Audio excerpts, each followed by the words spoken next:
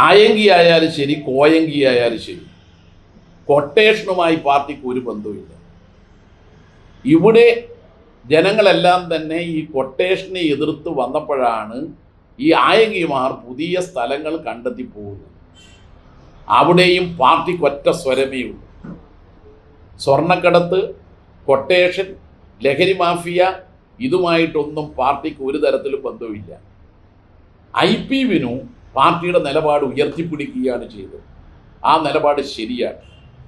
യഥാർത്ഥത്തിൽ കൊട്ടേഷൻ ഏർപ്പാടിന് പോയത് കൊണ്ടല്ലേ ആ രാമനാട്ടുകരയിൽ 5 ആളെ ജീവൻ കളഞ്ഞത്.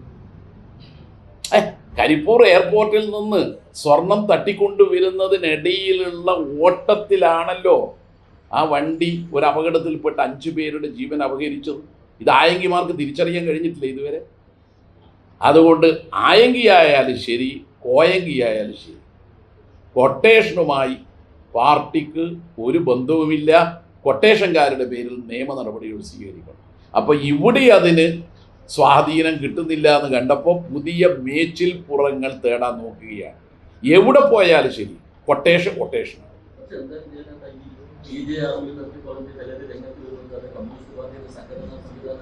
അതൊന്നും ഇപ്പോൾ ഇല്ല.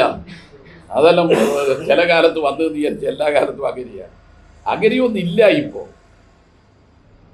അതുകൊണ്ടാണല്ലോ വിനു ശക്തമായി സോഷ്യൽ മീഡിയയിലൂടെ അതിനെ എതിർത്തത്.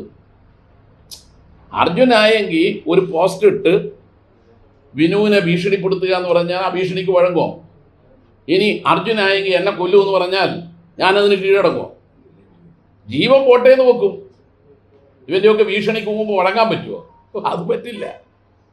കാരണം എന്നാൽ അർജുൻ ആയെങ്കിൽ നേരത്തെ തന്നെ പരസ്യമായി CPIM 25 കൊട്ടേഷൻ മാഫിയ സംഘ, ഗുണ്ടാ സംഘ, കേടിമാരുടെ പേര് പ്രസിദ്ധീകരിച്ച് പറഞ്ഞതാണ് CPIM.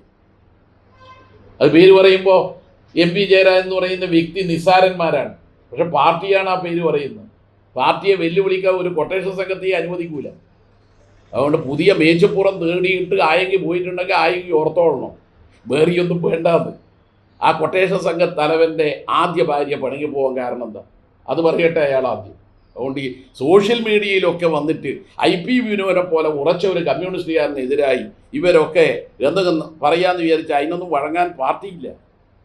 ഓക്കെ.